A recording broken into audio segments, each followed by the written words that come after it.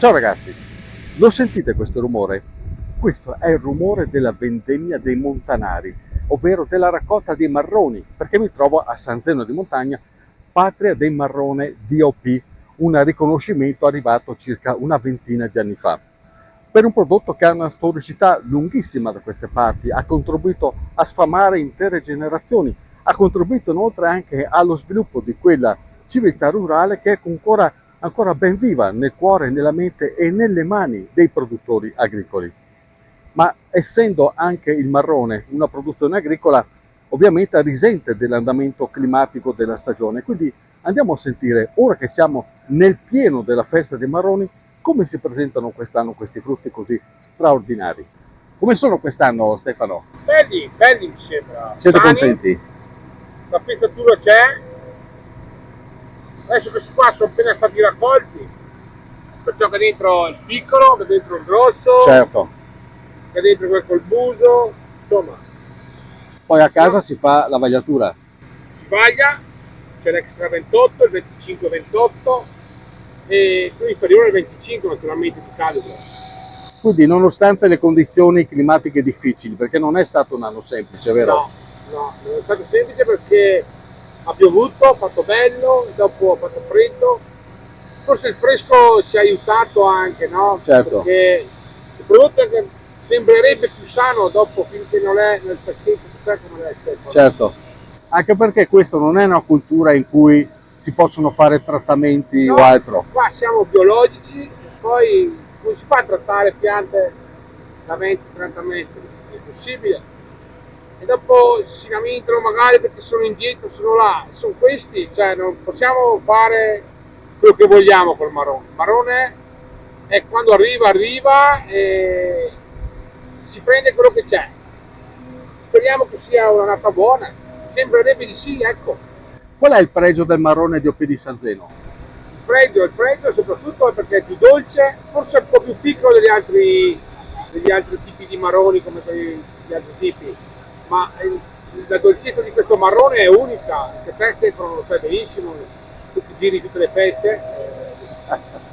Quella che state vedendo è una raccolta meccanizzata, ma attenzione, questo è il massimo o quasi della meccanizzazione, perché lo capite facilmente, basta guardare il terreno, la ripidità, difficile muoversi con agilità e prontezza come in pianura in terreni così scoscesi, così ripidi. E un altro elemento caratterizzante qui di San Zeno è che sotto le fronde dei castagni le persone che vanno a raccogliere sono in gran parte famiglie, piccole aziende agricole gestite da famiglie, come in questo caso. E questa è una tradizione, una costante, meglio, che va avanti da secoli e che secondo me continuerà ancora per diverso tempo. La dimensione è sempre familiare, Stefano. Sì, perché se cominciamo a pagare gli operai qua non viene fuori niente, poi è difficile perché ci sono giorni da settimana che piove, giorni che non piove, come fai a dire settimana prossima vieni ad aiutarmi? Finché resta tutto in casa ci Certo, si gestisce meglio. Mio fratello, sua moglie, il tuo fratello, Tutto insieme. il mitico Putti, che non abbiamo niente. E il vecchio le là. È bello vedere che è là che soffia. Ascolta Stefano, cosa vuol dire per voi venire qui? Arriva l'autunno e venite sotto le fronde dei castagni. Cosa vuol dire per voi?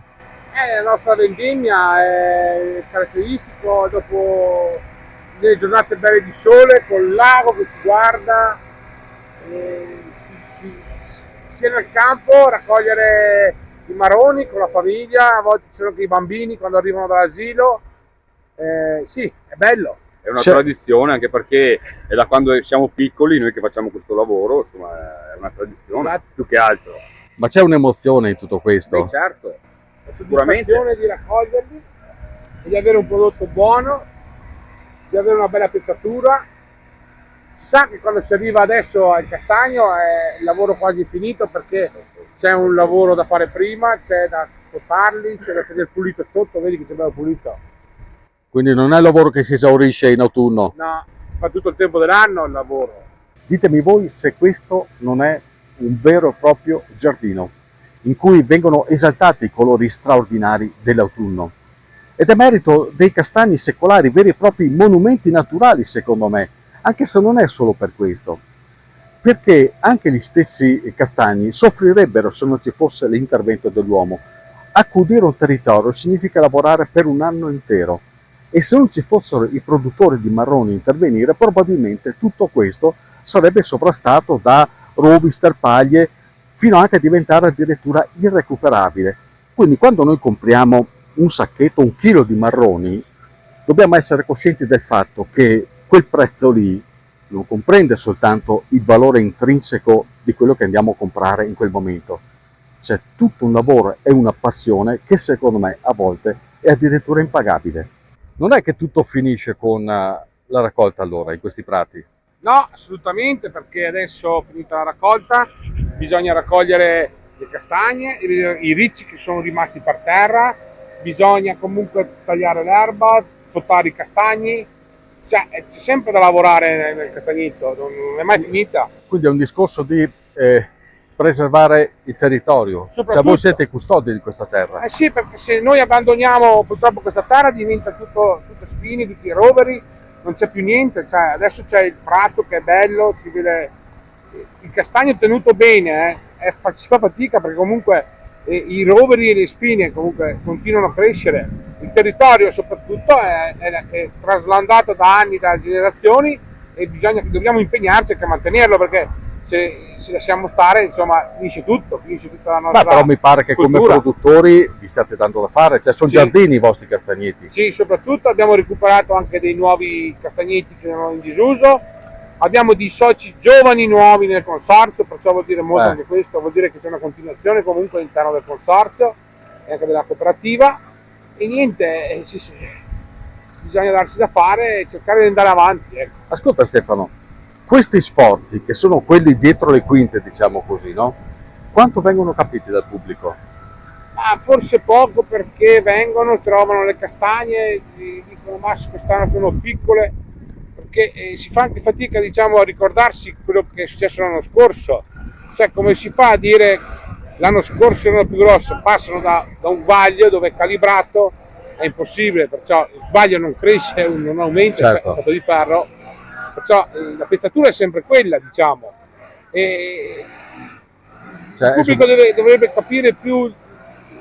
Oltre al castagno e il marrone c'è dietro un mantenimento del territorio, vuol dire no? Vuol dire molto. Anche venire questo, nel castagnetto e vedere tutto bello pulito, non è semplice. E anche questo è incorporato nel prezzo. Beh certo, aiuta tutto perché nella castagna, nel marrone che si vende alla festa, c'è dentro anche tutto il lavoro che si fa tutto il tempo dell'anno. Stefano, cosa resta da dire? Resta da dire sabato, domenica, questo weekend, tutti alla festa. Questo è anche il prossimo. E anche il 31, l'1, il 2 e il 3. Marroni per tutti. Marroni, caldaroste e finché che ne. Ale. Ascolta Stefano Presidente, ti faccio una domanda visto che siamo in famiglia. Ma qua c'è che fa girare per 6 marroni? Ah da. È l'unico che ha i baffi, penso che sì. Ma Ioccami? Ma quella che ha più pronunciato. Le più anzianotto, dai, ho capito. Grazie alla famiglia Bonafini, venite a San Zeno ad assaggiare i marroni eccezionali. Tasi te finio.